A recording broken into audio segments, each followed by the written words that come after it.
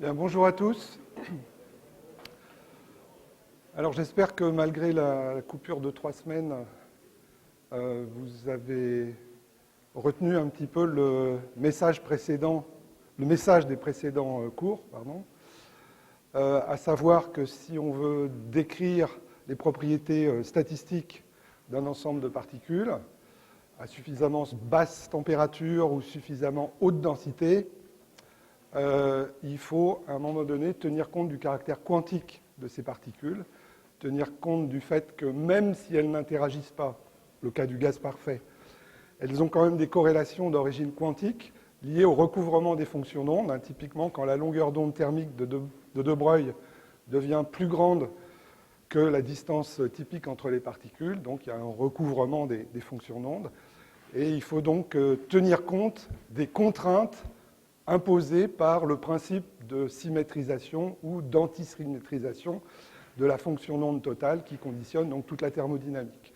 Et vous avez vu donc que pour les bosons ont cette tendance à se condenser dans le même état fondamental, en dessous d'une température, vous avez vu ce phénomène de condensation de Bose-Einstein, en dessous d'une certaine température finie, vous avez une occupation macroscopique de l'état fondamental. Pour les fermions, au contraire, les fermions n'aiment pas être dans le même état quantique. On ne peut pas mettre deux fermions dans le même état quantique, ce qui fait que même à température nulle, on doit remplir les états à une particule par énergie croissante, d'où, même à température nulle, même dans l'état fondamental à n particules, il reste une énergie cinétique finie, donc une pression quantique, ou qu'on appelle pression de Fermi aussi, qui est par exemple à l'origine de la stabilité des étoiles en fin de vie, les naines blanches par exemple. La question qu'on va se poser aujourd'hui, donc on avait décrit, je pense assez complètement, les propriétés donc, du gaz parfait de fermions. La question qu'on va se poser aujourd'hui est qu'en est-il des électrons dans la matière, dans les solides? Et on va se poser la question de comprendre pourquoi on a des métaux, des semi-conducteurs, des isolants. Donc c'est une branche qui est toujours extrêmement active de la physique. Qu'est-ce qui fait le transport électrique, non seulement dans des systèmes qu'on connaît depuis longtemps, mais aussi en microélectronique, dans des nouveaux systèmes. Donc il y a beaucoup de questions qui se posent continuellement. Et donc la question qu'on va se poser, est-ce que la description d'un gaz sans interaction, d'un gaz parfait, a quelque chose à voir avec les électrons dans les solides, les électrons qui conduisent l'électricité? Alors déjà, ce petit schéma-là va nous permettre de se poser quelques questions. Voilà, donc très schématisé, un cristal. Donc un cristal, c'est un ensemble d'atomes, un ensemble de noyaux qui sont disposés au nœud régulier d'un réseau. Ces noyaux sont entourés du cortège électronique. La plupart de ces électrons sont fortement liés au noyau, ce sont les électrons de basse énergie, les électrons de cœur.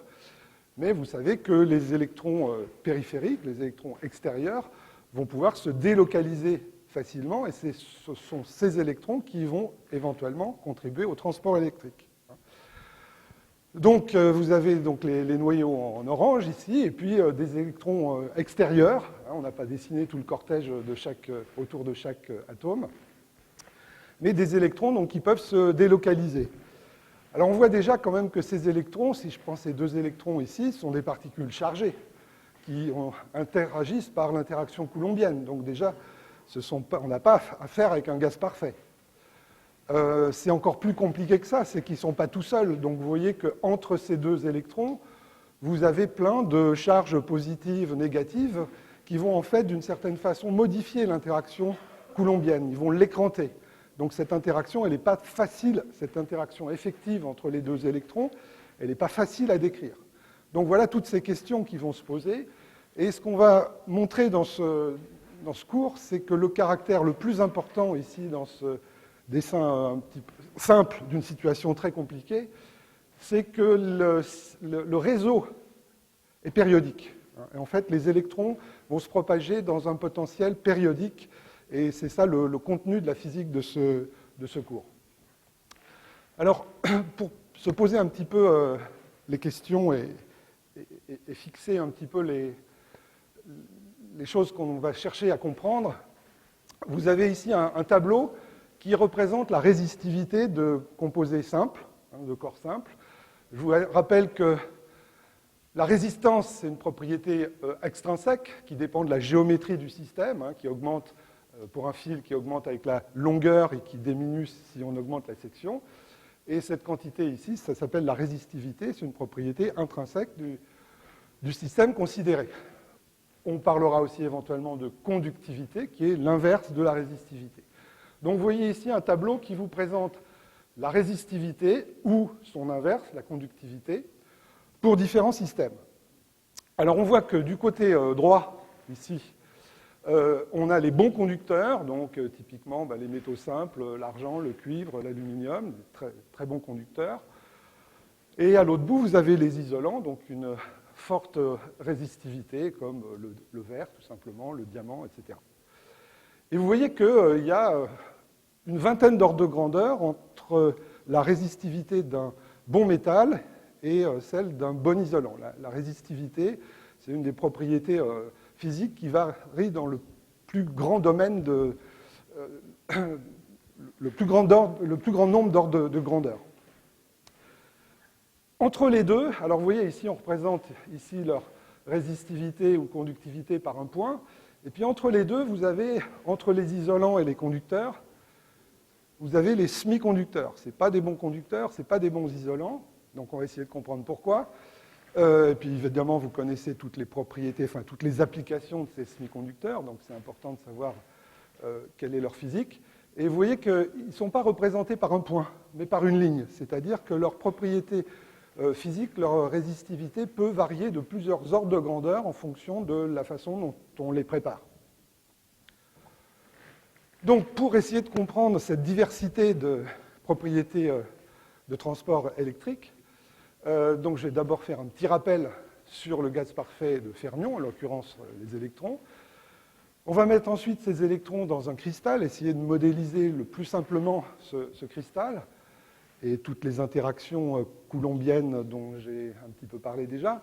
Et on va voir que ce qui est important, c'est le fait que ce cristal, c'est un réseau périodique. Ce qui va nous permettre de comprendre pourquoi on a des conducteurs et des isolants et en quoi il faut séparer les semi-conducteurs. Donc, rappel, pour un gaz donc, de fermion, je vous rappelle donc ce facteur de Fermi-Dirac qui vous dit comment remplir les niveaux d'énergie à température finie.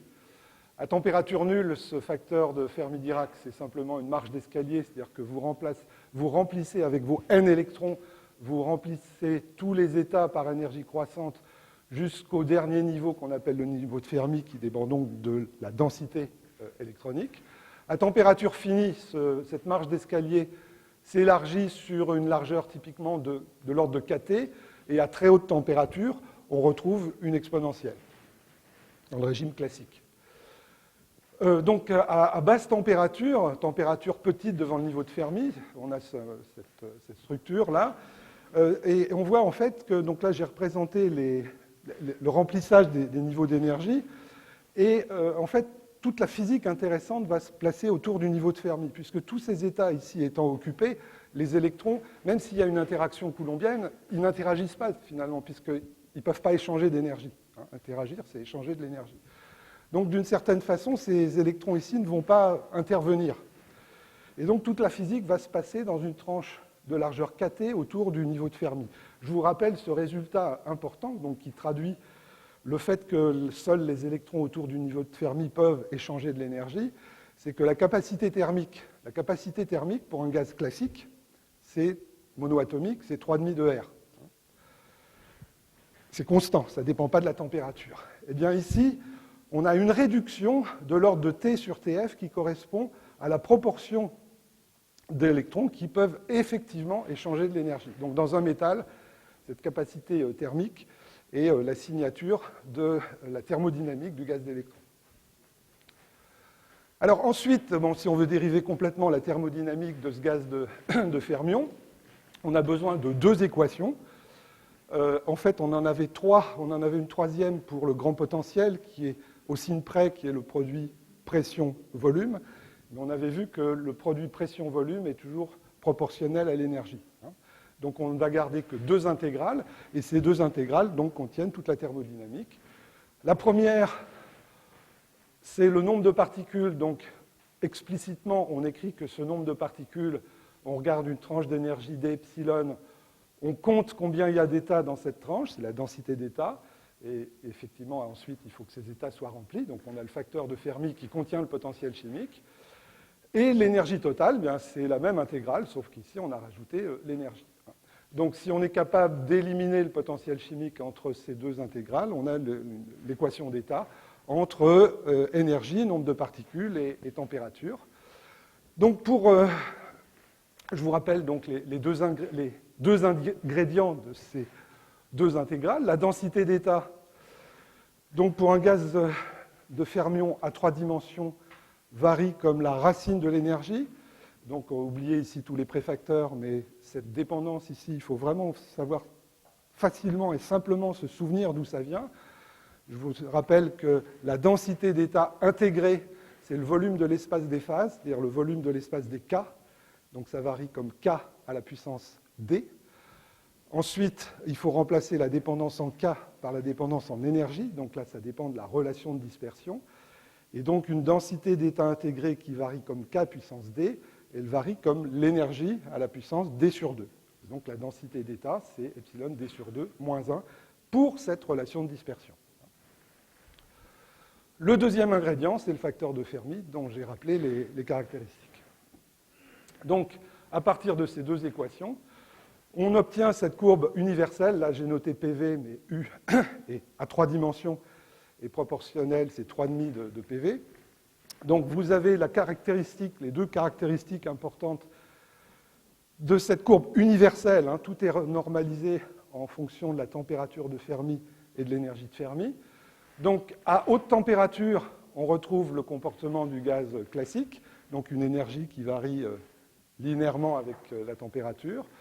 Et à basse température, eh bien, on a cette saturation ici, donc cette énergie cinétique ou cette pression qui reste finie à température. Donc pour savoir si un gaz de fermion est classique ou quantique, ou éventuellement entre les deux, la première chose à faire, c'est d'évaluer sa température de Fermi. Et on avait vu que des systèmes très différents peuvent avoir des températures de Fermi excessivement différentes. Vous voyez ces ordres de grandeur ici tout à fait différents. Alors nous, on s'intéresse ici aux électrons dans les solides. On va revoir d'où vient ce 10 000 Kelvin. Donc d'où est-ce qu'il vient? Je vous rappelle la relation donc, entre énergie de Fermi et densité. Donc comme on vient de le voir précédemment, le nombre d'électrons, c'est l'intégrale de la densité d'état, donc c'est la densité d'état intégrée. On compte tous les états jusqu'au niveau de Fermi, donc d'où la relation entre énergie de Fermi et nombre de particules. Donc cette fonction ici, je vous le rappelle encore une fois, c'est le volume de l'espace des phases, donc le volume de l'espace réel, volume de l'espace des K, ici à 3 dimensions. Je remplace ensuite le vecteur d'onde par l'énergie, donc une densité d'état intégrée qui varie comme l'énergie de Fermi à la puissance 3,5. Et en inversant donc, cette relation, vous faites apparaître donc, n sur V, c'est-à-dire la densité. Et donc l'énergie de Fermi est proportionnelle à la densité à la puissance 2 tiers. Donc on a vu plusieurs fois cette température caractéristique qui sépare les régimes classiques et quantiques. Donc dans un métal, bon je ne vais pas le redétailler, mais donc si vous mettez vous-même les ordres de grandeur de densité électronique et ici la masse de l'électron, vous trouvez typiquement une température de Fermi qui est l'ordre de 10 puissance 4 Kelvin. Et donc à température ambiante, les électrons d'un métal forment un gaz quasiment à température nulle, fortement dégénéré. Alors la question, donc ça c'était les rappels, la question qu'on va se poser maintenant c'est est-ce que dans un solide je peux faire l'approximation que j'ai à faire à des électrons libres? Alors certainement pas, pour les raisons qu'on vient de voir un petit peu. La vraie question qui va se poser, c'est est-ce que cette approximation reste quand même valable et à quelles conditions cette approximation reste valable? Alors si on écrit l'hamiltonien des électrons dans le solide, On a un premier terme qui est l'énergie cinétique des électrons. Donc si on s'arrête ici, voilà, c'est ce qu'on a fait les fois précédentes. Hein. Donc on a un gaz de particules libres, un gaz parfait. Mais ces électrons interagissent par l'interaction coulombienne avec les noyaux chargés positivement. Donc j'ai une interaction ici attractive. Ces noyaux sont... Donc ça, c'est la position des électrons et ça, c'est la position des noyaux au nœud d'un réseau périodique. J'ai aussi l'interaction coulombienne entre les électrons. Interaction répulsive. Donc si on était capable de résoudre cet Hamiltonien, toutes ses conséquences, etc., on pourrait tout comprendre. Hein, toute l'information est contenue là-dedans. Pourquoi on est des conducteurs, des isolants, des semi-conducteurs, qu'est-ce qui fait les transistors, le magnétisme est contenu dans cet Hamiltonien.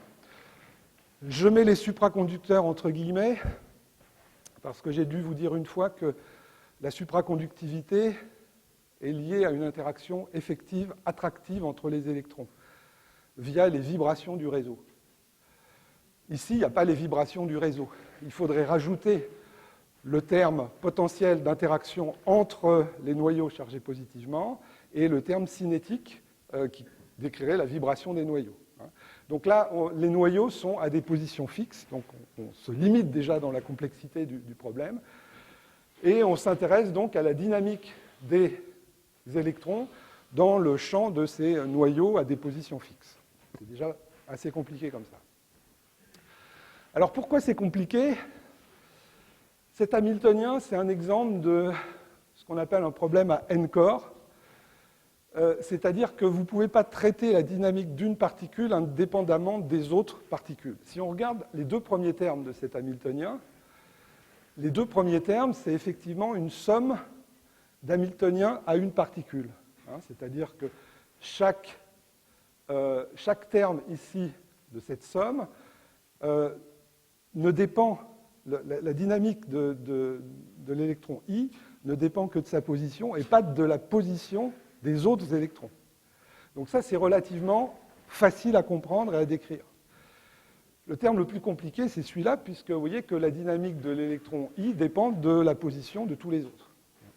Et donc ça, c'est ce qui fait la complexité du problème, et donc c'est un exemple de problème à n corps, difficile à résoudre, de façon générale. Hein, ce sont des problèmes difficiles à résoudre, classiquement ou quantiquement. Et donc c'est ce terme-là qui fait toute la difficulté du problème. Alors, il se trouve que dans pas mal de situations, on peut éventuellement négliger ce terme-là, ou l'intégrer dans un problème à un corps effectif. C'est-à-dire, on va remplacer cet Hamiltonien ici, on va remplacer la position de tous les autres électrons par une position moyenne. On va considérer que l'ensemble des autres électrons contribuent à un champ moyen. Et donc, on remplacera ce terme ici par un potentiel à un corps. C'est tout un ensemble d'approximations qui s'appellent les approximations de champ moyen. Il y a beaucoup de situations où cette interaction joue un rôle essentiel. Il faut aller au-delà de cette approximation de champ moyen. On a rencontré typiquement depuis la fin des années 80, quand on a découvert la supraconductivité à haute température, des systèmes de plus en plus riches et compliqués dans lesquels les approximations simples sont très difficiles à faire. Donc c'est vraiment un domaine extrêmement actif et extrêmement vivant de la physique actuellement. Alors, effectivement, ce terme-là, il est compliqué, mais la première chose qu'on pourrait vérifier, c'est quelle est son amplitude. Parce que finalement, s'il est difficile mais négligeable, on s'en sort bien. Donc, on va essayer de voir l'importance de ce terme en ordre de grandeur, vraiment très très simplement. Donc, c'est un terme coulombien, donc vous voyez typiquement, c'est de l'ordre de la charge au carré. Alors, partout, là, j'ai oublié les 4pi epsilon 0. Hein. L'interaction, c'est QQ' sur 4pi epsilon 0 R. Donc, l'interaction coulombienne, alors elle n'est peut-être pas coulombienne, il y a peut-être de l'écrantage, mais bon, en ordre de grandeur, c'est une charge au carré divisée par 4pi epsilon 0 fois la distance typique entre les électrons. Donc, 1 sur A, ça varie comme la densité électronique à la puissance 1 tiers. Donc effectivement, quand on augmente la densité, on rapproche les électrons et l'interaction devient plus importante. Mais l'énergie cinétique, ça on l'a vu plusieurs fois, hein, c'est typiquement donc h bar 2 sur ma2 où a c'est la distance entre les particules. Donc l'énergie cinétique varie comme la densité à la puissance 2/3. Donc en fait, quand on augmente la densité, l'interaction coulombienne augmente, mais l'énergie cinétique augmente plus vite. Donc c'est peut-être un peu contre-intuitif, mais l'interaction coulombienne devient négligeable dans la limite de haute densité, et non pas de basse densité, hein, parce que l'énergie cinétique augmente plus vite que l'énergie coulombienne. Donc ça, c'est une première chose. Si on doit néanmoins s'occuper de ce terme, donc comme je l'ai dit, on va le remplacer par, vous voyez, la somme sur les J, on remplace ça par un potentiel effectif qui ne dépend que de la position de l'électron I. Alors, c'est toute une branche de la physique hein, qui consiste à estimer, trouver des approximations analytiques ou numériques de ce potentiel effectif. Là, on ne va pas en dire plus, on va supposer que ce potentiel existe. Donc, dans ce cas-là, si ce potentiel existe, on se retrouve finalement avec un hamiltonien qui a une somme d'hamiltoniens à un corps, hein, où vous avez l'énergie cinétique ici, et puis l'énergie potentielle qui décrit donc le couplage avec les noyaux et l'ensemble moyen des autres électrons. Et ce qui va être important pour la suite, c'est que ce potentiel, évidemment, il est périodique. Donc on va garder cette forme ici et s'intéresser à des électrons dans un potentiel périodique effectif dont on ne va pas dire grand-chose.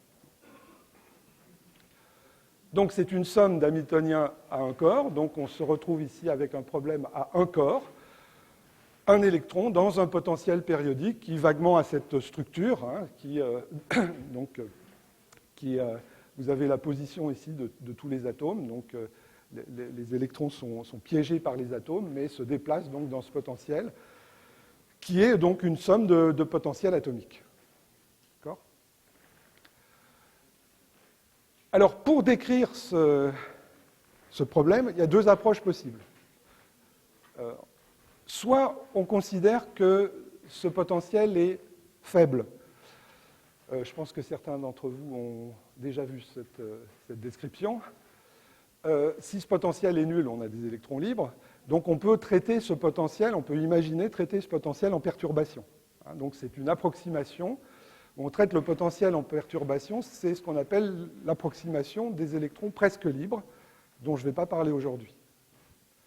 Une approximation opposée, c'est de considérer que ce potentiel est fort. Donc c'est l'énergie cinétique qui est une perturbation. Si ce potentiel était très fort, les électrons sont piégés sur les nœuds du réseau. Hein, et donc les électrons sont fortement liés et ils vont avoir une petite probabilité de sauter de site en site. Donc c'est ce qu'on appelle la méthode des liaisons fortes. Hein, et donc c'est de cette façon qu'on va décrire ce potentiel périodique. Alors on va essayer de simplifier encore le problème. Pardon. Au lieu de traiter un problème bi- ou tridimensionnel, on va d'abord considérer un problème unidimensionnel. Donc voilà, j'enlève les flèches, un problème unidimensionnel de n atomes dans ce potentiel périodique. Et pour décrire ce problème, je vais supposer que j'ai résolu complètement le problème à un seul atome, c'est-à-dire que je connais les niveaux d'énergie pour un seul atome. Donc je connais par exemple l'énergie du fondamental, je connais la fonction d'onde par exemple du fondamental, donc l'état qui est l'état électronique donc, qui est centré sur l'atome L, avec une fonction d'onde donc centrée sur l'atome L.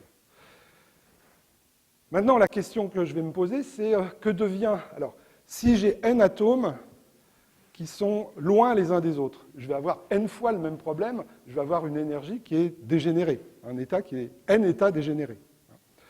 Et ce que je peux imaginer, c'est quand je vais rapprocher les atomes, eh bien, en fait, je vais coupler ces différents états, Et donc, en fait, ce qu'on va faire, c'est qu'on va diagonaliser l'hamiltonien dans le sous-espace de ces états fondamentaux. Donc, on va avoir un hamiltonien de dimension n qui va décrire ces n états atomiques correspondant au fondamental de chaque atome. Alors ça, c'est une méthode que vous avez déjà vue, en fait, que vous avez déjà vue pour, on va dire, 2 atomes. C'est la méthode c'est le problème du double puits. Vous avez déjà vu ce problème, je pense, d'une façon ou d'une autre, où on suppose donc connu les fonctions d'onde, les énergies dans un puits, et on veut déterminer quelles sont donc les fonctions d'onde dans ce double puits, connaissant donc dans une base qui est la base des 2 fonctions d'onde des 2 puits indépendants, des 2 atomes indépendants. Donc, qu'est-ce qu'on va faire ici? On va diagonaliser l'hamiltonien dans ce sous-espace ici. Donc, l'hamiltonien, c'est une matrice 2-2. Une matrice 2-2 dont les éléments sont les éléments diagonaux.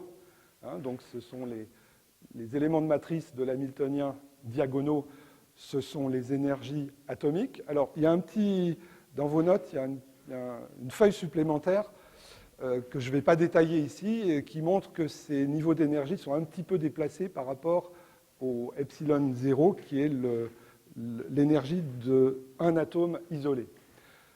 Donc peu importe, on a donc ici une énergie, 2 termes diagonaux ici, et puis on a donc un terme qui décrit le couplage entre les 2 atomes, c'est donc l'élément de matrice de l'hamiltonien, entre les états atomiques R1 et R2.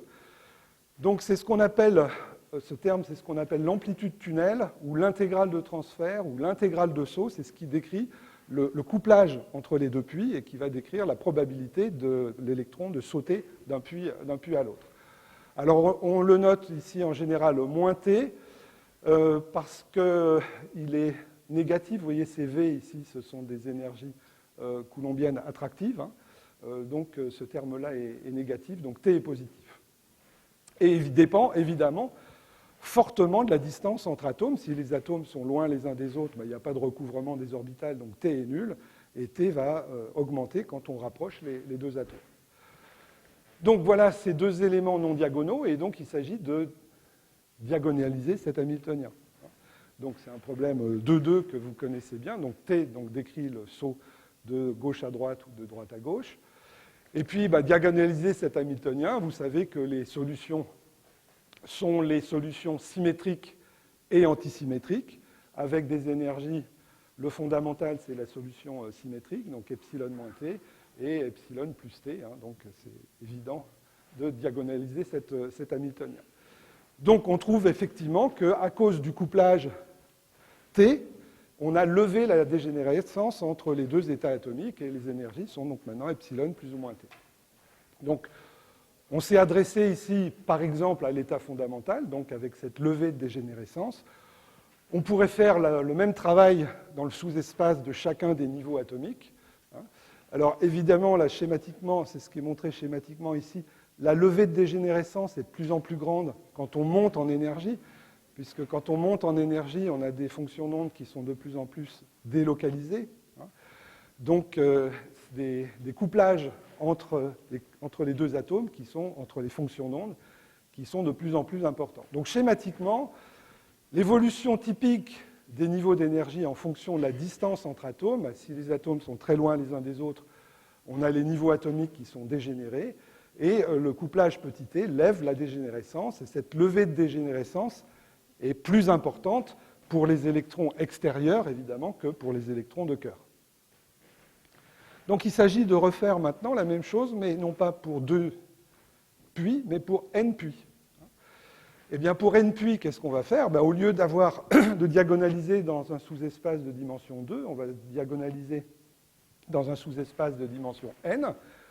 Donc la structure de l'hamiltonien, c'est comme la même que tout à l'heure. Vous avez des éléments diagonaux et des éléments non diagonaux qui décrivent le couplage, le saut d'un électron d'un site de L vers L plus 1 et de L vers L moins 1.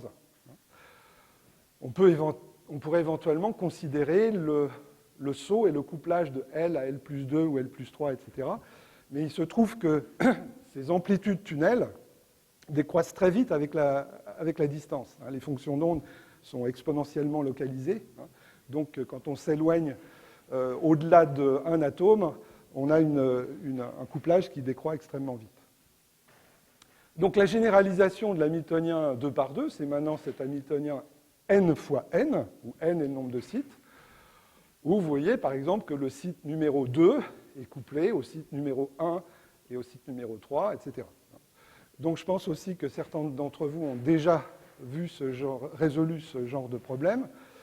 Par exemple, si j'ai ici n atomes, ça serait le cas de la molécule de benzène, où donc je numérote ici les atomes, et donc n électrons délocalisés, et donc le site 2 est couplé au site 1 et au site 3, etc. Alors il y a une petite précaution à prendre, c'est qu'ici on a pris des conditions aux limites périodiques, ce qu'on prendra en général. C'est-à-dire qu'il faut faire bien attention, par exemple, que le site numéro 1, il est couplé au site numéro 2 et au site numéro 6. Donc le site numéro 1 est couplé au site numéro 2 et au site numéro 6. Donc les conditions aux limites périodiques sont prises en compte par ce terme ici. De même, ici, le site 6 est couplé au site 5 et au site 1. Bon, voilà, donc il faut maintenant diagonaliser cet hamiltonien. Alors, lorsque l'hamiltonien est 2 par 2, on sait très bien le faire. Les solutions donc, sont les combinaisons symétriques et antisymétriques. Alors, on peut montrer que, dans le cas général, en fait, les solutions sont des combinaisons linéaires d'orbitales atomiques. Donc, les RJ, ce sont les orbitales atomiques. Et on n'a pas maintenant simplement deux combinaisons symétriques et antisymétriques. En fait, il faut donc une combinaison linéaire de tous les sites atomiques. Et on peut montrer, certains d'entre vous l'ont déjà vu dans le cours de mécanique quantique avancée, mais on n'a pas besoin d'en faire plus ici. On peut montrer, ça s'appelle le théorème de Bloch, que la combinaison adéquate, c'est donc une sorte de transformé de Fourier des sites atomiques. C'est une combinaison donc, des sites atomiques avec un facteur de phase qui dépend de la position des atomes. Donc au lieu d'avoir une combinaison linéaire symétrique et antisymétrique, vous avez une combinaison linéaire où ici vous avez les racines énièmes de l'unité. Au lieu de plus ou moins 1, vous avez les racines énièmes de l'unité. Alors si on ne le démontre pas, ce n'est pas très grave, on va vérifier que c'est une bonne solution. Et puis il faudra prendre aussi en compte les conditions aux limites périodiques, c'est-à-dire que si on a fait un tour, si on passe de RJ à RJ plus NA, on retrouve la même fonction d'onde. Donc vous avez ici une condition sur ce facteur de phase, je vais y revenir tout à l'heure. Donc vérifions que c'est une bonne solution. On va donc réécrire l'équation de Schrödinger, donc H psi égale E psi. Donc vous voyez psi, j'ai remplacé ici, j'ai mis toutes les composantes ici sur les différentes orbitales. Et donc, on va vérifier qu'effectivement, c'est une fonction propre. Alors, je vais regarder, par exemple, la deuxième ligne ici. Donc, vous voyez la deuxième ligne, je vais écrire que epsilon exponentielle 2ika, c'est epsilon k exponentielle 2ika. Et puis, il reste à gauche moins t e puissance ika et moins t e puissance 3ika. Donc qui correspond au passage de 2 à 1 et au passage de 2 à 3. D'accord ? Je peux ici simplifier par exponentielle 2ika. Et il me reste simplement que epsilon de k, donc l'énergie propre, c'est l'énergie de site, moins t e puissance ika plus t moins t e puissance moins ika. Et je peux vérifier ce que j'ai fait sur la deuxième ligne, je peux le vérifier partout. Et je vérifie bien, effectivement, que ça marche bien. Et donc, ça, c'est une bonne fonction propre. Et ça, ce sont les énergies propres. Donc, les énergies propres sont de la forme l'énergie de site moins 2t cosinus Ka. Alors, K, je n'ai pas encore trop dit ce que c'était. Pour l'instant, c'est un nombre. Vous voyez que ce terme-là, ça ressemble un petit peu à une onde plane. K, on aurait envie de dire que c'est l'impulsion pour une onde plane, pour une particule libre. Alors, ce n'est pas tout à fait l'impulsion, parce que ça ne varie pas comme l'impulsion de 0 à plus l'infini, C'est ce qu'on appelle une quasi-impulsion. Alors, comment varie K? En fait, K est déterminé par les conditions aux limites périodiques. Donc les conditions aux limites périodiques, je l'ai déjà écrit tout à l'heure, j'exprime le fait que si on fait un tour, on retrouve la même fonction d'onde, donc nécessairement E puissance IK fois la longueur, c'est-à-dire NA, est égal à 1. Donc les valeurs de K sont des multiples de 2π sur A, de 2π sur NA, de 2π sur L. Ça, c'est quelque chose que vous avez déjà vu pour un système unidimensionnel sur un fil. Et vous voyez que en fait, les valeurs de K en fait, sont comprises entre moins π sur A et plus π sur A. Si je prends des valeurs, par exemple, si je rajoute à ce K, si je rajoute 2π sur A, vous voyez que si je remplace K par K plus 2π sur A, je retrouve la même fonction d'onde. Donc les valeurs possibles de K sont comprises entre moins π sur A et plus π sur A. Les énergies propres sont donc ces énergies ici, moins 2T cosinus Ka. J'avais au départ n sites avec n électrons, et donc je me retrouve ici avec n états propres. Donc, d'une certaine façon, les n états dégénérés quand A est très grand, quand les atomes sont très loin les uns des autres, eh bien, on a une levée de dégénérescence, comme on avait tout à l'heure pour le double puits, mais au lieu d'avoir une levée de dégénérescence entre deux niveaux, on a une levée de dégénérescence sur un continuum de n niveaux. Donc avec une énergie maximale qui est epsilon plus 2t, correspondant à K égale pi sur A, et une énergie minimale qui est moins 2t, correspondant à K égale 0.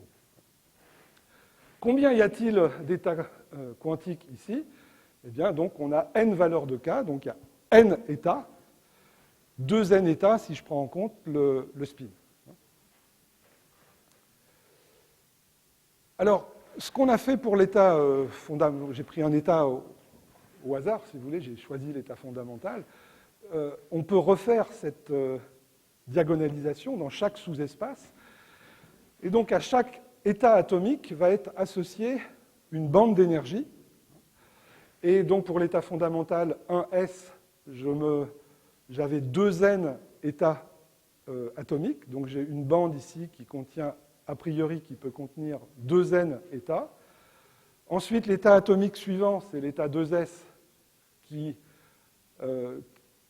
porte 2n états. Et puis vous savez qu'après, eh les états d'énergie supérieure correspondent aux valeurs successives du nombre quantique orbital, donc 2p, 3s, 3p, etc.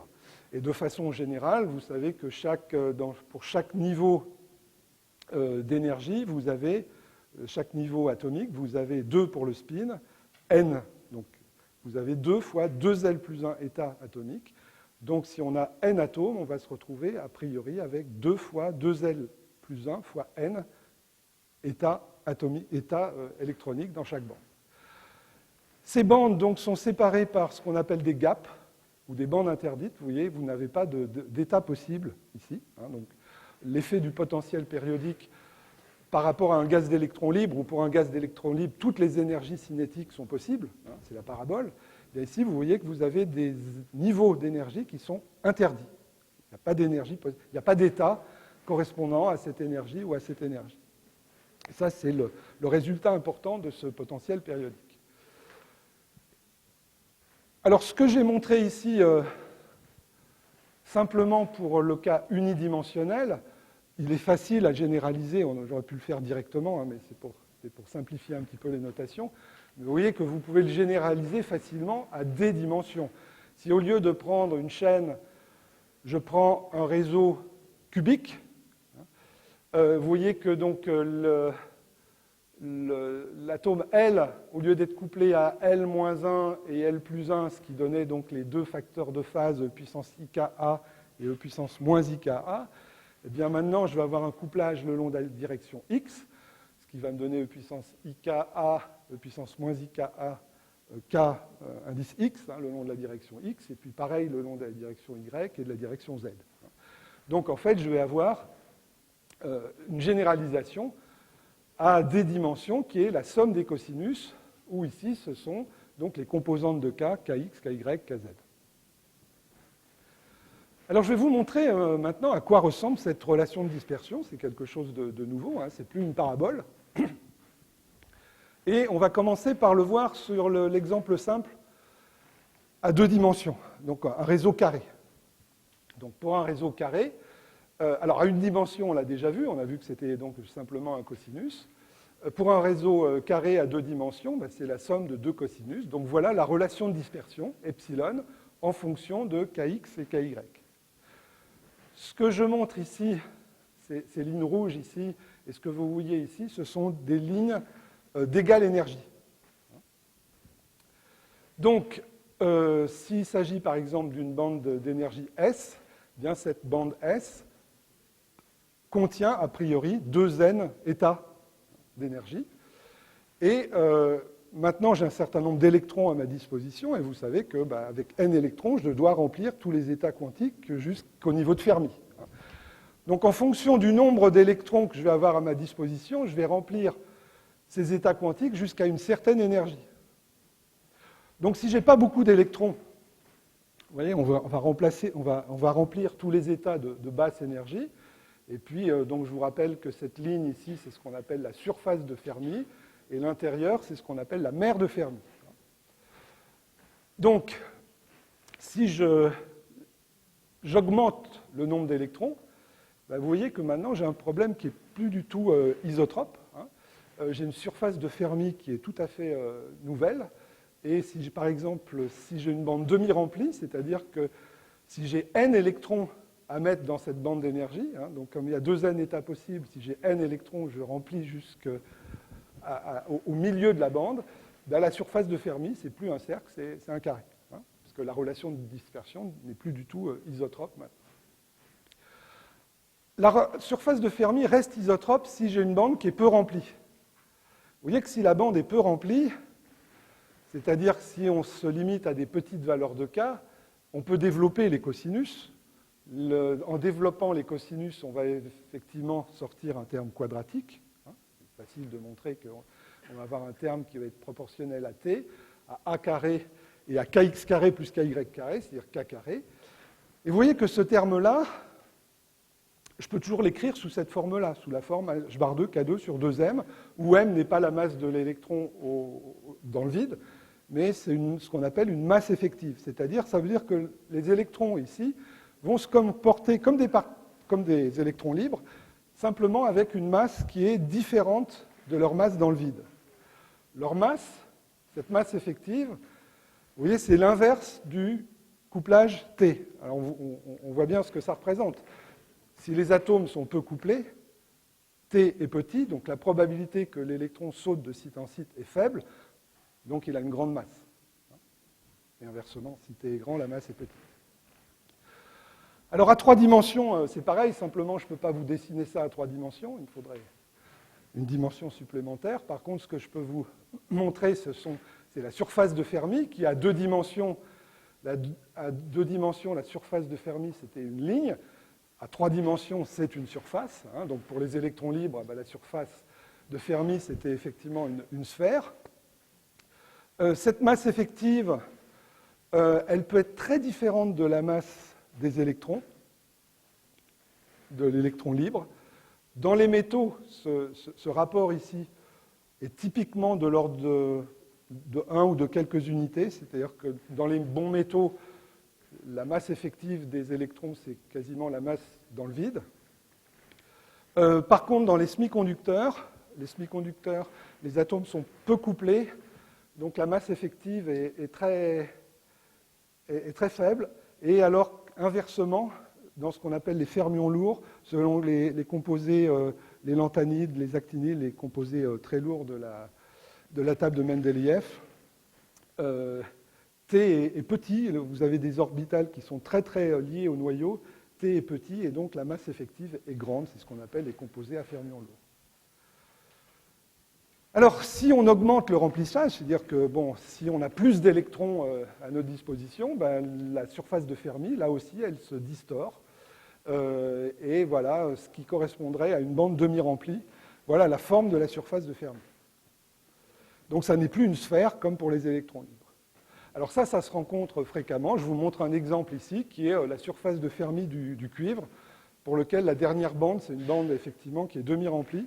Donc les électrons au niveau de Fermi sont en milieu de bande et ont une dynamique qui n'est pas tout à fait celle des électrons libres. Alors vous voyez que le cuivre, c'est un métal relativement simple, qui a une surface de Fermi qui est à peu près isotrope, mais il y a des petits accidents ici qui font qu'en fait, il y a des aspects anisotropes qui sont plus ou moins marqués d'un métal à un autre. Vous avez des métaux très anisotropes. Le cuivre est un métal assez isotrope, et donc la surface de Fermi est proche d'une sphère. Donc voilà ce qu'on peut dire pour l'effet de ce potentiel périodique. La densité d'état, je voudrais dire un petit mot sur la densité d'état. Vous voyez qu'à une dimension, le spectre ici, on a montré ce spectre avec des états K qui sont régulièrement espacés, mais si les états sont régulièrement espacés en K, ils ne le sont plus en énergie. Et donc vous voyez que vous avez beaucoup plus d'états ici et ici qu'en milieu de bande, donc vous avez une densité d'état qui a cette forme-là. À deux dimensions, vous voyez que vous avez ici une région particulière qui s'appelle un point sel, c'est-à-dire qu'autour de ce point, dans une direction, l'énergie augmente, et dans l'autre direction, elle diminue. C'est-à-dire que vous avez une région très plate. Donc, si vous avez une région très plate, ça veut dire que vous avez beaucoup d'états qui ont la même énergie. Et donc, vous avez ici une divergence de la densité d'état. Alors, on ne va pas... ça se calcule, ces densités d'état. Ce n'est pas facile parce que maintenant, le spectre n'est plus isotrope. Mais il y a des choses que vous pouvez retrouver facilement. C'est ce qui se passe en bord de bande. Parce qu'en bord de bande, on a toujours un spectre qui est localement quadratique. Et on avait vu que pour un spectre quadratique, c'est-à-dire des électrons libres, à une dimension, on a une densité d'état qui est en 1 sur racine de epsilon. À deux dimensions, on a une densité d'état qui est constante. Et à trois dimensions, une densité d'état qui varie comme racine de epsilon. D'accord ? Alors, où en est-on ? Qu'est-ce qu'on a obtenu de cette description ? Simple, hein, on n'a pas dit grand-chose sur ce potentiel périodique. Mais ce qu'on voit, c'est que dans un cristal, à cause du potentiel périodique qui crée cette structure ici en bande et en bande d'états occupés, d'états autorisés et d'états interdits, les états électroniques permis donc, sont répartis en bandes d'énergie séparées par des gaps. Ces bandes sont d'autant plus larges que les états atomiques se recouvrent. Donc elles sont d'autant plus larges pour les électrons extérieurs.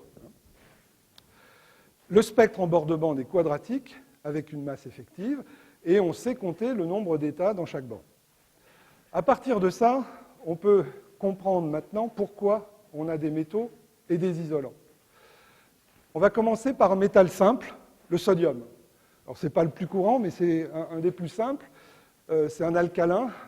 Vous avez donc, pour un atome, vous avez 11 électrons, et donc des couches pleines plus un électron extérieur. Et donc, si vous regardez la densité d'états correspondant donc à ces états atomiques élargis, vous avez donc la bande 1s, la bande 2s, la bande 2p. Donc, ces bandes sont de plus en plus larges. J'ai représenté la densité d'états ici par des vagues patates, hein, peu importe la forme pour l'instant. Et vous avez en principe ici, plus haut, vous avez la bande 3s. Il se trouve que la bande 3s et la bande 3p se recouvrent. Donc on a ici une bande qui est un petit peu plus compliquée, qui peut accommoder non pas 6n états, mais 8n états. Cet axe ici, vous voyez que l'échelle n'est pas du tout linéaire, puisque ici, en fait, le petit t est extrêmement faible, donc en fait ces états ici sont extrêmement peu dispersés. Et vous voyez que, bon, par exemple, ici, pour cette bande, 10-2 électronvolts, alors que là, vous avez un gap de 20 électronvolts. Hein. Donc, ce n'est pas du tout une échelle linéaire, c'est tout à fait schématique. Donc, maintenant, ça, c'est le schéma de bande. Maintenant, j'ai 11n électrons à ma disposition. Donc, on va placer 2n électrons dans la bande la plus basse, 2n électrons dans la suivante, 6n électrons dans celle-là. Et il reste donc n électrons qui vont remplir cette bande ici, dans laquelle je pourrais mettre a priori 8n électrons. Donc vous voyez, c'est une bande qui est peu remplie. Alors, il se trouve que toutes ces bandes ici qui sont pleines, on peut montrer que c'est une bande pleine, ça ne conduit pas le courant. Vous voyez que conduire le courant, ça veut dire que si vous mettez un champ électrique, vous communiquez de l'énergie à vos électrons. D'accord ? Or, ici, vous ne pouvez pas leur communiquer de l'énergie puisqu'il n'y a pas d'état accessible. D'accord ? Donc, vous ne pouvez pas communiquer d'énergie à ces électrons. Les seuls électrons que vous pouvez accélérer, ce sont les électrons qui se trouvent dans cette bande ici, où il y a encore des états vides. Cette dernière bande, c'est ce qu'on appelle la bande de conduction. C'est là que se trouvent les électrons qui vont porter le courant électrique. Pour une raison que vous allez voir tout à l'heure, la bande précédente a une certaine importance, c'est ce qu'on appelle la bande de valence. Donc, un métal,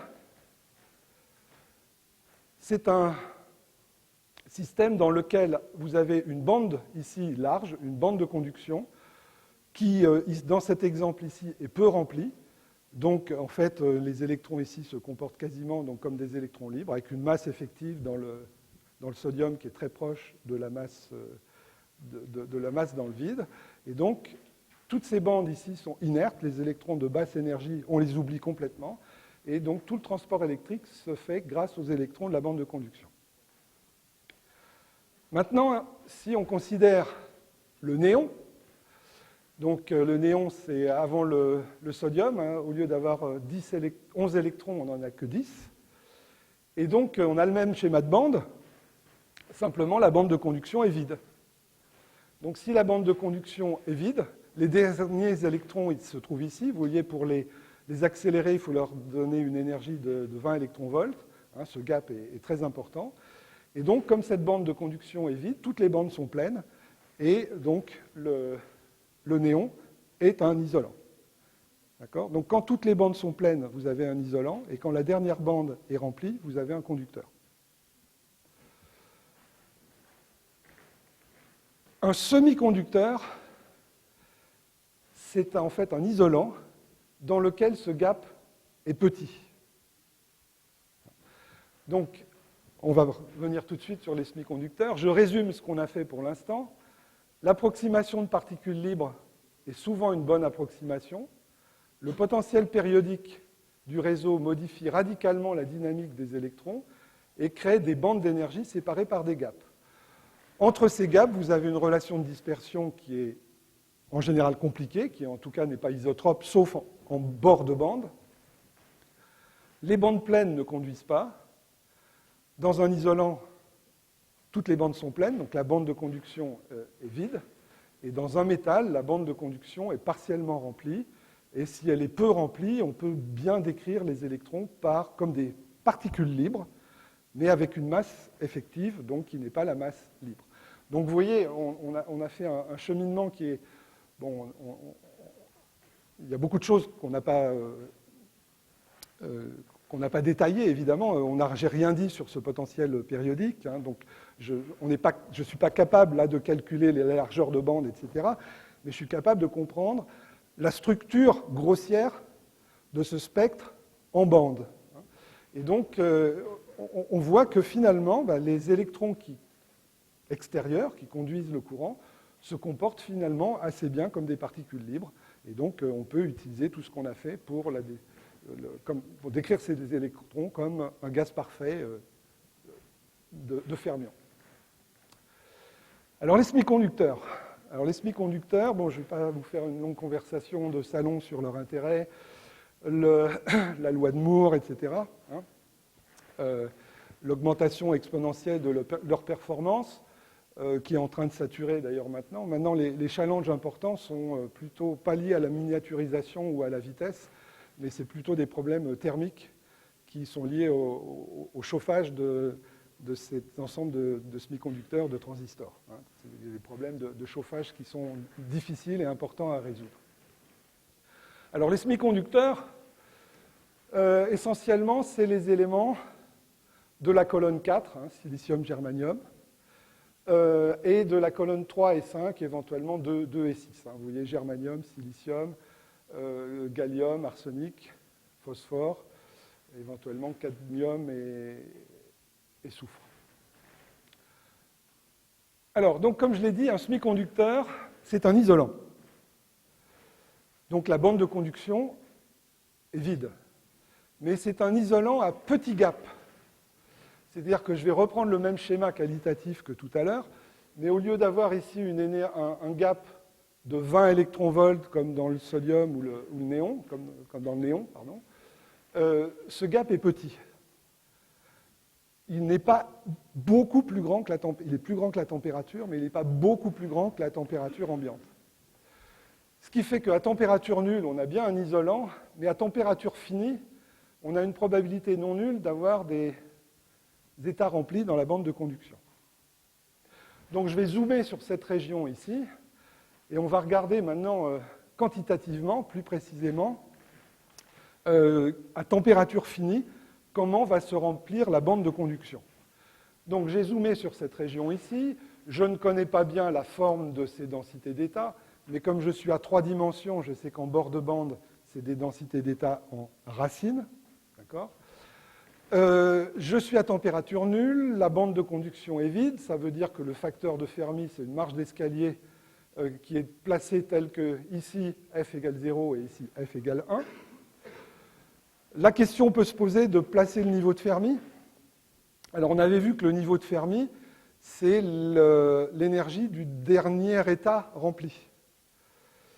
Si j'ai un spectre qui est continu, l'énergie du dernier état rempli, c'est aussi l'énergie du premier état vide.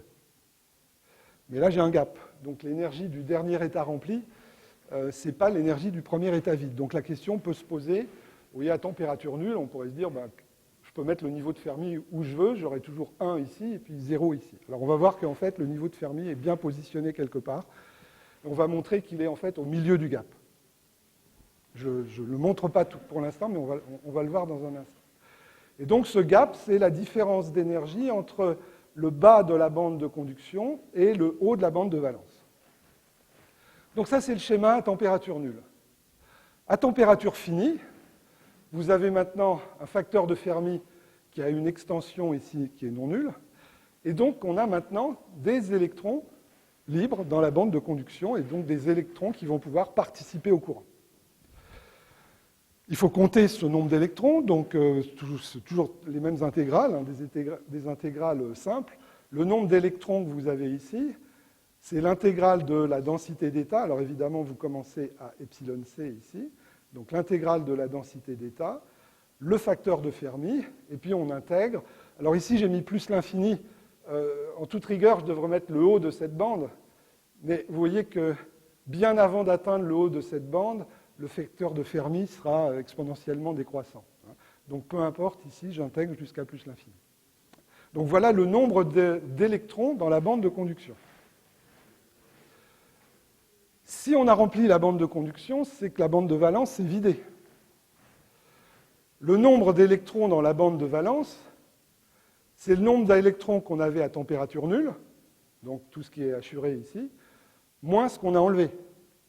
Donc, c'est en fait l'intégrale de la densité d'état fois cette fonction 1 moins f.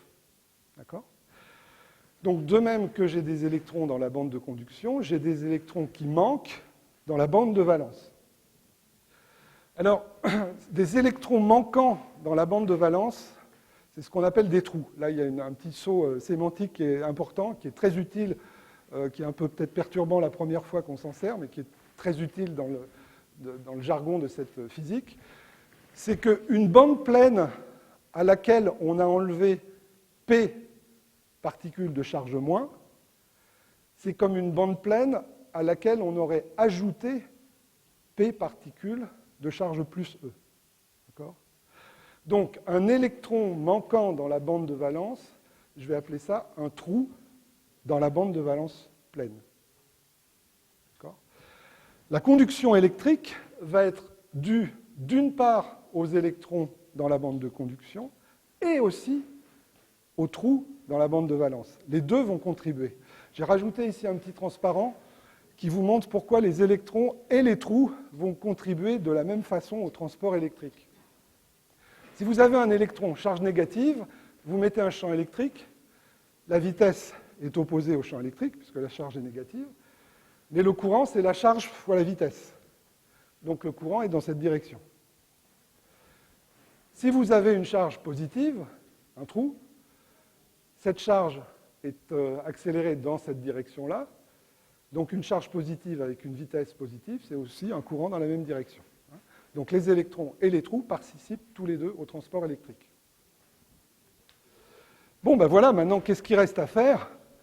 On ne va pas faire de théorie du transport électrique, mais en gros, on peut concevoir que la conductivité, ça doit être certainement proportionnel au nombre de porteurs électriques.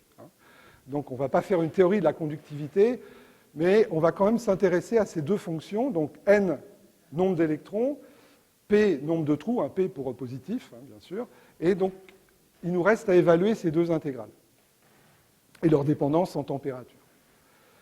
Alors ça, je ne vais pas le faire en détail, et puis je pense que plus ou moins vous allez le refaire aussi en petite classe, mais je vais être complet ici dans ce cours et voir un petit peu quelle est la forme du comportement de ces fonctions. Donc vous voyez, c'est une intégrale simple, vous avez la densité d'état et le facteur de Fermi. Simplement, on est en queue ici du facteur de Fermi, et donc on est dans la limite où epsilon moins mu, qui se trouve quelque part ici, le potentiel chimique, c'est ce qu'on suppose, epsilon moins mu est grand devant la température. Donc on va remplacer le facteur de Fermi par sa queue exponentielle ici, donc simplement par une exponentielle. Bon, il nous reste à faire l'intégrale d'une exponentielle par une densité d'état, donc qui commence en racine de epsilon, mais qui commence à l'énergie epsilon c. Bon, ben voilà, donc l'intégrale, ça se fait. Il y a quelques étapes supplémentaires sur vos notes. Et naturellement, vous voyez, comme on avait quelque chose qui était homogène à une énergie fois racine de l'énergie, donc on se retrouve forcément avec une température à la puissance 3,5, et puis il reste un facteur exponentiel ici. Alors c'est peut-être un petit peu lourd à essayer de comprendre, mais vous voyez que ce nombre ici, c'est sans dimension, c'est un nombre. Donc là j'ai un volume, donc là j'ai forcément l'inverse d'un volume. Alors si vous vous souvenez un petit peu de ce que vous avez vu jusque-là, la longueur thermique de De Broglie, c'est H sur racine de 2πm kT. Donc effectivement, ça c'est l'inverse de la longueur de De Broglie au cube. Donc c'est bien le rapport de deux volumes. Voilà, c'est peut-être plus facile de retenir ça. Je fais la même opération pour les trous dans la bande de valence. Donc cette fois-ci, la fonction ici, c'est 1 moins f. Alors vous vérifiez tout de suite que pour passer de f à 1 moins f, il suffit de remplacer ici le signe plus qu'on avait par un signe moins. Donc vous avez à peu près la même intégrale, je passe vite, vous avez la même approximation, vous remplacez l'intégrale par sa queue exponentielle, et puis on va donc avoir une densité d'état, cette fois-ci, qui varie comme racine de moins l'énergie, avec une origine qui est epsilon v, et puis donc on va retrouver une structure qui ressemble tout à fait, t à la puissance 3,5 fois un facteur exponentiel, et donc une structure qui est tout à fait ressemblante.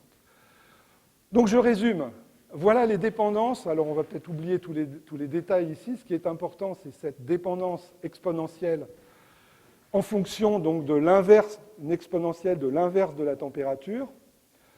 On sait à peu près tout là-dedans. On ne sait pas encore le potentiel chimique. On n'a pas encore placé le potentiel chimique. Mais vous voyez qu'il y a une propriété remarquable, c'est que ici vous avez exponentielle plus bêta mu, et ici exponentielle moins bêta mu. C'est-à-dire que si je fais le produit, le potentiel chimique a disparu, et le produit du nombre de porteurs positifs et négatifs, c'est simplement une fonction complètement déterminée de la température. Et ça, c'est quelque chose que vous avez déjà vu dans un autre contexte, c'est ce qu'on appelle une loi d'action de masse. Vous avez vu ça en chimie, pour les ions H3O+, et les ions OH-. Les concentrations, le produit des concentrations est une constante qui ne dépend que de la température. C'est-à-dire que si pour une raison ou une autre, on va voir tout à l'heure, on peut augmenter le nombre de porteurs négatifs, le nombre de porteurs positifs va diminuer. Alors ici, il nous manque encore, pour déterminer complètement N de t et P de t, il nous manque encore une équation qui est une équation évidente, c'est que tous les électrons qu'on a pris dans la bande de valence, on les a placés dans la bande de conduction. Donc cette condition supplémentaire, c'est la neutralité électrique. C'est que N de t et P de t sont égaux. Donc ça, évidemment, ça va me donner une équation pour le potentiel chimique. Vous voyez que si vous vous concentrez ici sur les exponentielles, vous voyez que l'égalité vous montre tout de suite que le potentiel chimique, c'est la demi-somme des énergies epsilon V et epsilon C. Et puis, il y a des termes ici supplémentaires. Donc, vous voyez que essentiellement, le potentiel chimique, à température nulle, le potentiel chimique est, comme je l'avais annoncé, au milieu du gap. D'accord ? Donc, l'énergie de Fermi est au milieu du gap. Et à température finie, il y a une petite variation en température qui dépend du rapport des masses. Si le spectre est complètement symétrique, ben par symétrie, le potentiel chimique ne bouge pas. Et si les courbures sont légèrement différentes, vous avez une légère dépendance du potentiel chimique en température. Mais ce qu'il faut retenir, c'est qu'essentiellement, le potentiel chimique se trouve au milieu.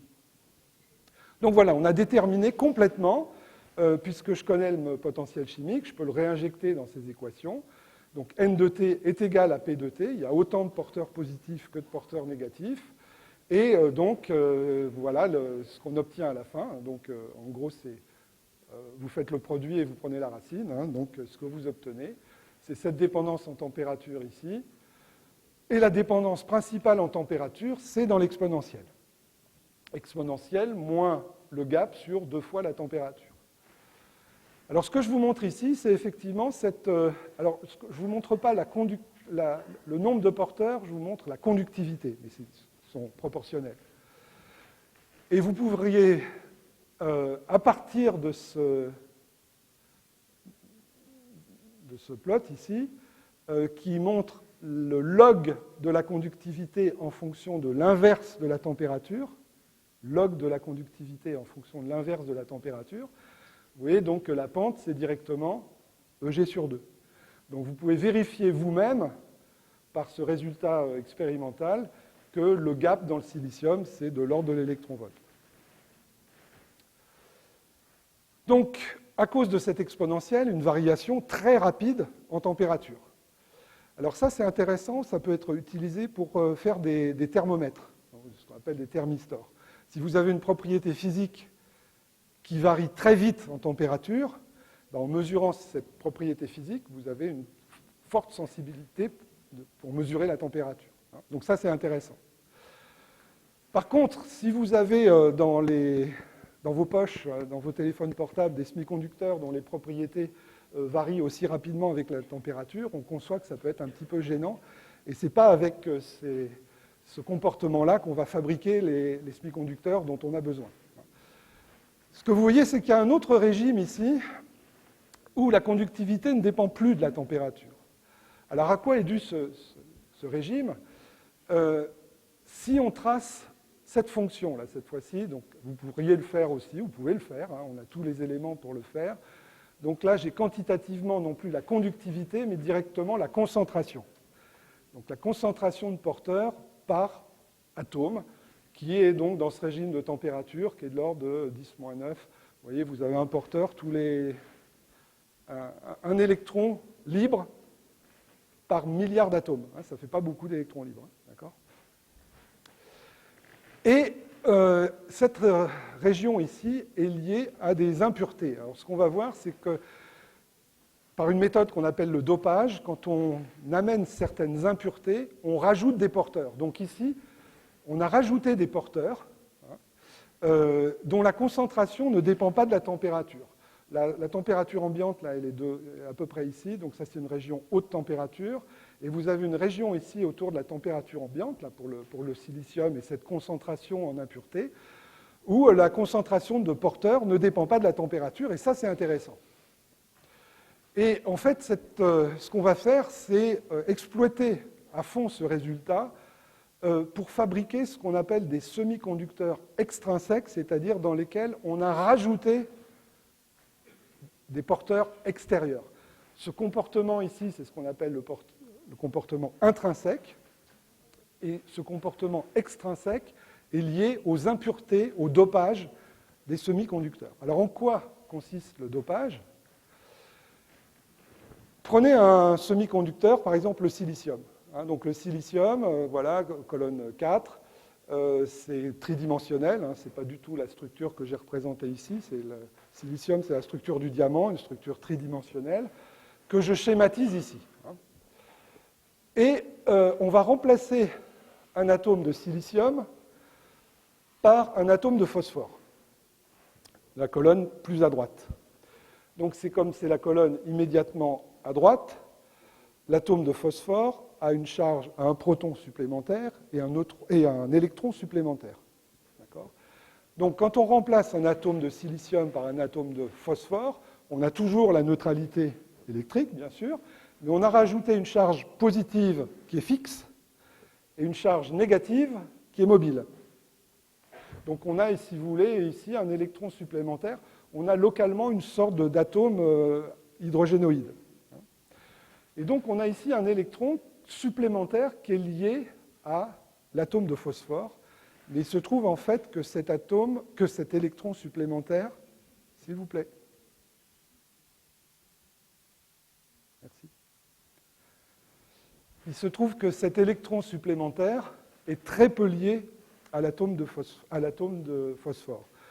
Très peu lié, c'est-à-dire que son énergie de liaison est très faible, c'est-à-dire que je peux facilement le délocaliser et ioniser cet atome. C'est-à-dire qu'en fait, ce niveau d'énergie ici se trouve très proche de la bande de conduction. Cette différence epsilon c moins epsilon d, c'est l'énergie de liaison de cet électron supplémentaire. Donc il est lié, donc il est à une énergie plus petite que epsilon c, mais il est très faiblement lié. Et cette différence d'énergie ici, cette énergie de liaison, elle est petite devant la température. Ce qui fait que dès qu'on est à température finie, à température ambiante, tous ces électrons ici vont être libérés dans la bande de conduction. D'accord ? Si la température est grande devant cette énergie de liaison, tous les électrons supplémentaires qu'on a apportés vont rentrer dans la bande de conduction et vont devenir donc des électrons libres. Donc pour chaque atome de phosphore qu'on a rajouté, on a rajouté un électron supplémentaire. Donc les n atomes de phosphore vont libérer n électrons dans la bande de conduction. Et donc cette fois-ci, je vais avoir une concentration d'électrons qui est très bien contrôlée, puisqu'elle est proportionnelle, elle est égale au nombre d'impuretés qu'on a rajoutées et qu'on peut contrôler extrêmement bien. Donc, le nombre de porteurs, maintenant, dépend quasiment pas de la température. C'est ces électrons ici de la bande de conduction, proportionnels au nombre d'impuretés. Et comme on a la loi d'action de masse, si on a beaucoup de porteurs négatifs, eh bien, on a très peu de porteurs positifs. D'accord ? C'est comme OH- et H3O+. Dans un milieu acide, vous avez toujours des ions OH-, mais il y en a très peu. Le dopage P, c'est exactement le symétrique. Au lieu de rajouter un atome donneur qui va donner un électron, on va rajouter un atome accepteur, c'est-à-dire qui va accepter, qui va piéger un électron. Donc s'il piège un électron, ça veut dire qu'il peut piéger très facilement un électron provenant de la bande de conduction. Donc contrairement au niveau donneur qui libère des électrons dans la bande de conduction, les niveaux accepteurs piègent des électrons venant de la bande de valence. Donc ils vont vider la bande de valence. Et donc on va avoir une concentration de trous. On a enlevé Na électrons de la bande de valence, donc on a libéré Na trous dans la bande de valence. Donc c'est exactement le symétrique de tout à l'heure. Cette fois-ci, on a une concentration de porteurs qui est proportionnelle au nombre d'impuretés qui ont été ajoutées, là en l'occurrence du bore. Et donc cette fois-ci, on a un semi-conducteur dopé positivement. Il y a très peu de porteurs négatifs. D'accord ? Voilà le principe du dopage. Alors, à quoi sert le dopage ? Bien, il fait que vous avez donc des semi-conducteurs dont le nombre de porteurs est très bien déterminé. Et puis, le dopage, c'est la brique de base pour l'électronique. Donc, en 2 ou 3 transparents, je vais vous montrer comment on arrive à la fabrication des transistors. D'abord, la diode, qui est vraiment la brique de base de l'électronique, qui consiste à rapprocher 2 semi-conducteurs dopés différemment. Donc, on va prendre un semi-conducteur P, où vous avez donc des trous libres, et un semi-conducteur dopé négativement, où vous avez des électrons libres. On va les rapprocher, et quand on les rapproche, évidemment, les particules chargées négativement et positivement, on va avoir tendance à se recombiner. C'est-à-dire que les électrons libres vont passer à gauche et les trous libres vont passer à droite. Donc, ce faisant, si les électrons passent de l'autre côté, ils vont créer une région chargée positivement. Et inversement, ici, on va avoir une région chargée négativement. Cette recombinaison, elle ne peut pas se faire complètement, parce que dès que vous avez une région comme ça, ici, vous avez des charges plus, ici, des charges moins, vous avez donc un champ électrique local. Et ce champ électrique local va s'opposer au passage de tous les électrons et de tous les trous. D'accord ? Donc, localement, ici, on a une région, en fait, où il n'y a pas de porteur libre. C'est ce qu'on appelle une zone de déplétion. Il n'y a pas de porteur libre, puisque ici, c'est une région où on a enlevé les électrons. Donc, ici, c'est chargé positivement, c'est la charge des ions. Et puis ici, c'est chargé de l'autre côté négativement. Mais ici, il n'y a plus de porteur libre. Donc, vous avez un champ électrique qui bloque le passage du courant, et une région interdite où vous n'avez pas de charge libre. Alors, comment on arrive au principe de la diode ? Si vous avez un champ électrique ici qui bloque le passage du courant, et que vous rajoutez une tension, un champ électrique donc extérieur, qui est dans le même sens que le champ interne, eh bien évidemment, il va se rajouter à ce champ interne et le courant va passer encore moins. D'accord ? Par contre, si vous mettez une tension extérieure correspondant à un champ électrique qui s'oppose à ce champ, eh bien, le courant passe et va autoriser la recombinaison des électrons et des trous. C'est le principe de la diode. D'accord ? Alors, cette recombinaison des électrons et des trous, c'est aussi ce qui conduit au principe de la diode électroluminescente. Si vous avez des électrons et des trous qui se recombinent, eh bien, un électron de la bande de conduction qui se recombine avec un trou de la bande de valence, nécessairement, vous avez donc dans ce schéma qui correspondra à une sorte d'atome artificiel, vous avez donc l'électron qui va de la bande de conduction à la bande de valence. Donc cette variation d'énergie est accompagnée par l'émission d'un photon. L'énergie de ce photon, c'est l'énergie, donc la différence d'énergie entre la bande de conduction et la bande de valence, donc l'énergie du gap. Et donc la fréquence de ce photon, eh bien évidemment, c'est donné par h nu égale l'énergie du gap. Nu, je vous rappelle que c'est la vitesse de la lumière divisée par la longueur d'onde. Donc la longueur d'onde est inversement proportionnelle à ce gap. Alors le principe de la diode, donc, c'est effectivement donc, de cette recombinaison des électrons et des trous. Si on considère les semi-conducteurs dont je vous ai parlé tout à l'heure, le silicium, le germanium, si on regarde la longueur d'onde correspondante, c'est dans l'infrarouge. Donc ce n'est pas les diodes dont on va se servir au quotidien. Donc si on veut passer dans le visible, pour passer de l'infrarouge au visible, il faut diminuer la longueur d'onde. Donc il faut des semi-conducteurs à plus grand gap. Donc c'est ce qu'on a réussi à fabriquer au cours du temps. Donc il y a eu toute une période où on a, donc à partir des années 80, développé énormément toutes les diodes rouges, donc qui sont essentiellement à base de gallium, d'arsenic et d'aluminium, donc tout ce qui se trouve ici. Et puis, pour avoir toutes les couleurs, il faut des semi-conducteurs avec des gaps plus grands. Donc, dans le principe, c'est très simple. En pratique, c'est un petit peu plus compliqué parce qu'il faut s'assurer que ces solutions solides soient stables. Et là, on se retrouve avec des problèmes de chimie dont je suis absolument incapable de parler, mais qui peuvent être assez fondamentaux. Et finalement, la fabrication de diodes bleues, elle était beaucoup plus récente. Elle a conduit au prix Nobel de physique, pour 3 Japonais qui ont donc inventé ces diodes bleues. Et vous savez que maintenant, on peut utiliser des diodes de toutes les couleurs et donc faire la lumière blanche avec les LED. Voilà. Donc, tout ça passe très vite.